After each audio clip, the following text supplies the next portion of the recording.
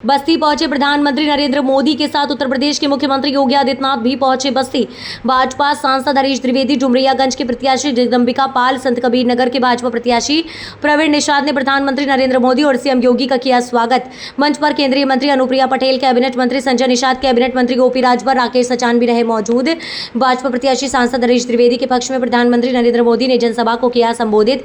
जनसभा को संबोधित करते हुए प्रधानमंत्री नरेंद्र मोदी बोले, सब भैया और बहनन के राम राम। मैं पहले भी इसी मैदान में आपके बीच आ चुका हूं, लेकिन आज मैं जो ये सभा देख रहा हूं, इससे पहले ऐसा दृश्य देखने को नहीं मिला। यह पंडाल छोटा पड़ गया है। इन 5 चरणों ने देश में तीसरी बार मोदी सरकार पक्की कर दी। आज 80 करोड़ लोगों को मुफ्त खाना मिल रहा है और राशन मिल रहा है। मैं 22 जनवरी बोलता हूं और देश बोल पड़ता है, जय श्री राम। पीएम मोदी, हमारा भारत आज दुनिया की 5वीं सबसे बड़ी अर्थव्यवस्था बन चुका है। 80 करोड़ लोगों को मुफ्त खाना मिलता है, मुफ्त राशन मिलता है, तो वो आशीर्वाद देते हैं कि नहीं देते हैं? आपको पुण्य मिलता है कि नहीं मिलता है? लेकिन अगर आपने वोट नहीं दिया होगा तो वो पुण्य आपके खाते में जमा होगा क्या? तो मैं इतने अच्छे काम करने वाला हूं, हर काम से पुण्य मिलने वाला है। वोट देने वाले को वो पुण्य जरूर पहुंचने वाला है।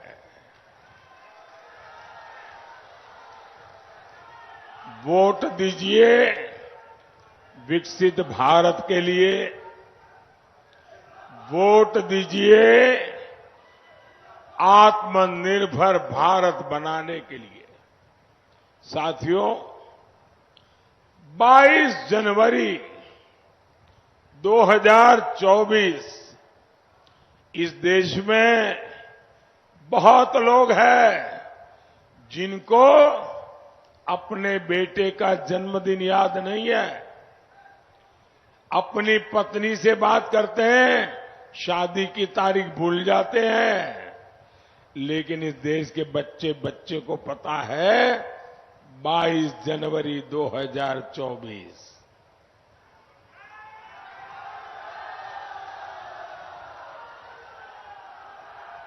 मैं 22 जनवरी बोलता हूं और देश बोल पड़ता है, जय श्री राम। अयोध्या में उस ऐतिहासिक दिन मैंने कहा था, राम से राष्ट्र, विरासत से विकास, आध्यात्म से आधुनिकता। आज देश इसी मंत्र पर आगे बढ़ रहा है। हमारा भारत आज दुनिया की 5वीं सबसे बड़ी अर्थव्यवस्था बन चुका है। आज भारत का कद बढ़ा है, आज भारत का सम्मान बढ़ा है। भारत अब वैश्विक मंचों पर बोलता है तो पूरी दुनिया बड़े ध्यान से सुनती है। भारत फैसले लेता है तो दुनिया उसके साथ अपने कदम मिलाने की कोशिश करता है। और ये जो आतंक का सरपरस्त देश हमें आंखें दिखाता था, धमकियां देता था,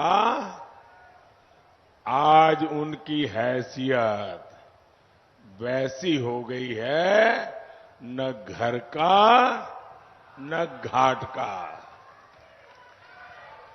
और अनाज भी उनको नसीब नहीं हो रहा। साथियों, पाकिस्तान तो पस्त पड़ गया है, लेकिन उसके हमदर्द सपा कांग्रेस वाले अब भारत को डराने में जुटे हैं। आप हैरान हो जाएंगे भाई, ये क्या बोलते हैं? ये लोग कहते हैं, हमें सुनाते हैं, उनको मालूम नहीं होता 56 इंच क्या होता है।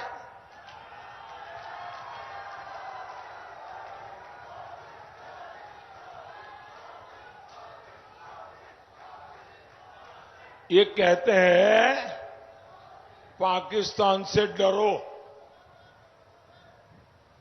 और फिर क्या कहते हैं, पाकिस्तान से डरो, उसके पास एटम बम है, एटम बम। मुझे बताइए भाई, भारत को डरना चाहिए क्या? डरना चाहिए क्या? आज भारत में कांग्रेस की कमजोर सरकार नहीं, आज भारत में मोदी की मजबूत सरकार। मुझे आशीर्वाद देने के लिए जो लोग धूप में तप रहे हैं, मैं सबसे पहले उनकी क्षमा मांगता हूं कि हमारी व्यवस्था जरा छोटी पड़ गई और आपको धूप में तपना पड़ रहा है, इसलिए मैं आपको क्षमा मांगता हूं। दूसरा, मैं आपको भरोसा देता हूं, मैं आपकी ये तपस्या कभी बेकार नहीं जाने दूंगा। मैं ज्यादा मेहनत करके, विकास करके, प्यार से आपकी इस तपस्या को विकास के रूप में लौटाऊंगा।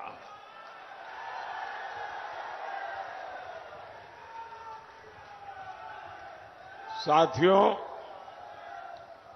देश में 5 चरण के चुनाव हो चुके हैं। इन 5 चरणों ने ही देश में तीसरी बार मोदी सरकार पक्की कर दी है।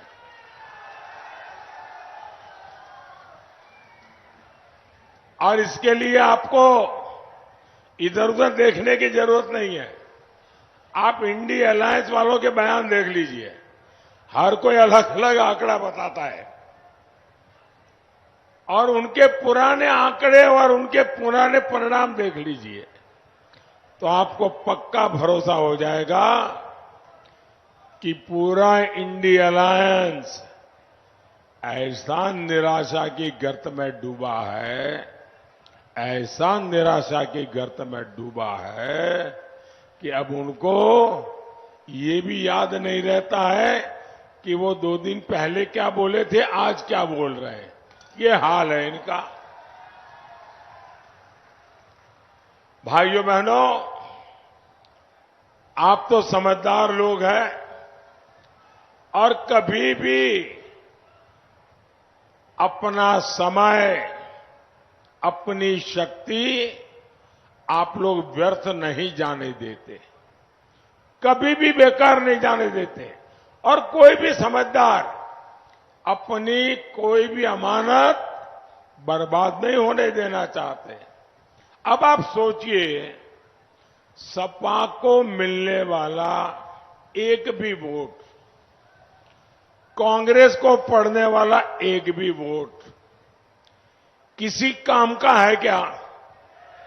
कोई काम का है क्या? निरर्थक है कि नहीं है? निरर्थक है कि नहीं है? आपका वोट बेकार हो जाए, बर्बाद हो जाए, ये यहां का कोई मतदाता चाहेगा क्या? नहीं चाहेगा ना। और इसलिए आपका वोट उसको पड़ना चाहिए जिसको आप सरकार बनाने के लिए देना चाहते हैं, जिसकी सरकार बनने की गारंटी है। आप मुझे बताइए भाई, इस बार सच्चे दिल से बताना, मैं आया हूं इसलिए गप मत मारना, सच्चे दिल से बताओगे? सच्चे दिल से बताओगे? हाथ ऊपर करके बोलिए, सच्चे दिल से बताओगे?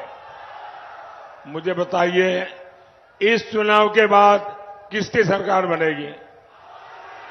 किसकी सरकार बनेगी? किसकी सरकार बनेगी? तो वोट बर्बाद होने देना चाहिए क्या? अच्छा, दूसरा, कभी भी पुण्य कार्य मिलता हो तो मौका गंवाना चाहिए क्या? भाई, अब तो पुण्य कार्य मिलने ही वाला है, मेरा क्या जाता है, मैं तो नहीं जाऊंगा तो भी चल जाएगा, मोदी की सरकार बनना तो पक्का है। वो लोग डरे जो मानवता में विश्वास नहीं करते, जो आए दिन खून की नदियां बहाते हैं। डरना है तो वो डरे। और भारत न किसी को डराना चाहता है, लेकिन भारत हमें डराने वालों को कभी भी बख्शेगा नहीं, ये भी साफ है। और इसलिए भारत आज घर में घुसकर मारता है।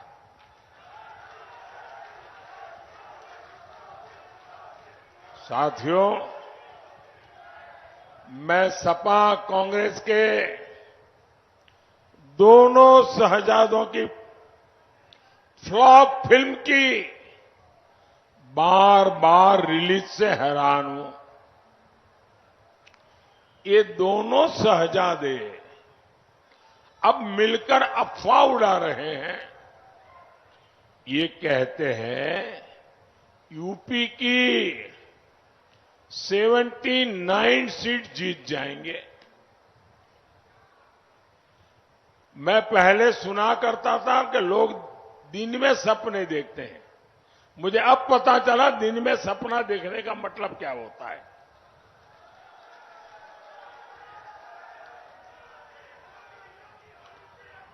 चार जून को यूपी की जनता इनको नींद से जगाने वाली है और तब ये ठिकरा ईवीएम पर फोड़ेंगे।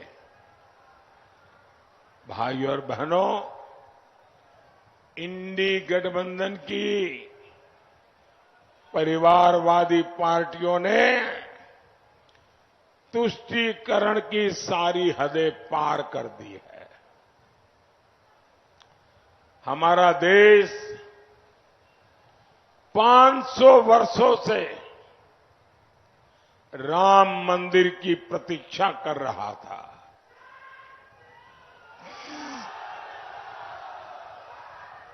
लेकिन ये इंडी वालों को राम मंदिर और राम से परेशानी है।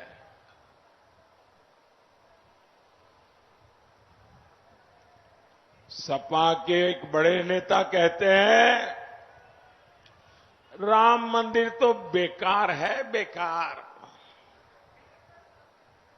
सपा खुलेआम कहते। वीपी न्यूज, खबर सिर्फ सच की।